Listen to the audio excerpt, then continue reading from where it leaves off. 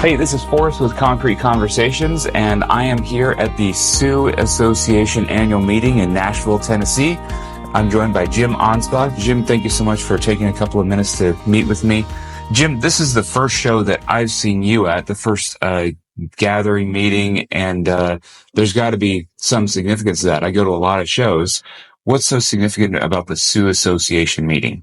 There are a lot of shows you could go to get the knowledge, both from a professional practitioner side and from a business side on this industry that we call subsurface utility engineering.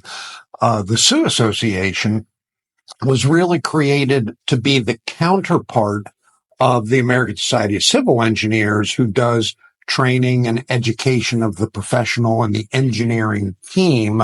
And the Sioux Association takes care of the business aspects of that profession. In other words, what kind of business practices and what kind of statutes and other things would help you as a business thrive in this community.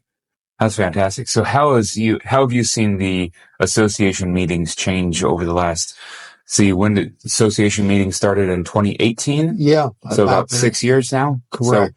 So, well, of course we had COVID in between. So, right. So that's an interrupter. Sure. But overall, the meetings have grown. There are more practitioners here. There are more companies represented here.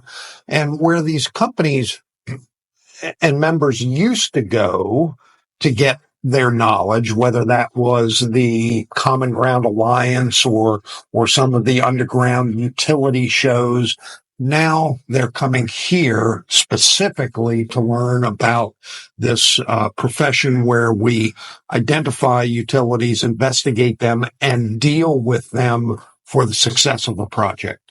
So who should be attending the Sioux Association annual meeting? If you own a company, run a company that is in that underground utility investigation space, you need to be here. Okay, great.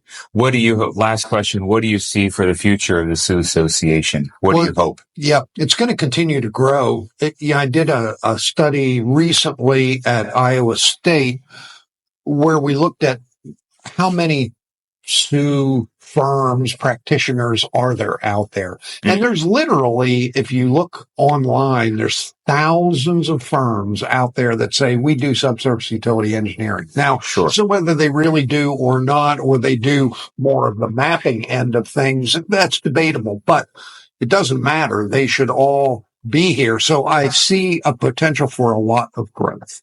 Oh, that's fantastic.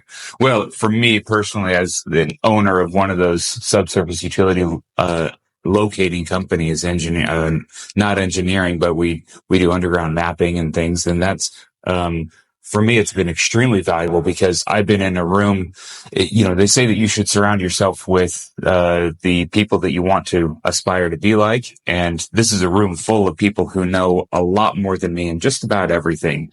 And so I've just been like a sponge here, and it's been extremely valuable for me. So it's difficult to keep up with technology.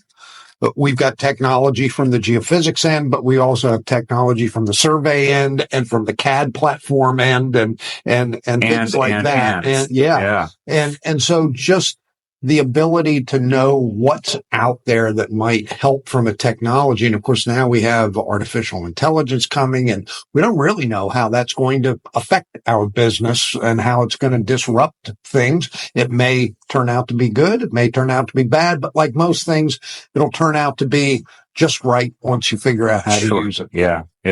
Jim, thank you so much for taking some time with me. I really appreciate it. But this is Forrest and Jim at the Concrete Conversations podcast in Nashville, Tennessee at the Sioux Association meeting. Thank you, Jim. Thanks.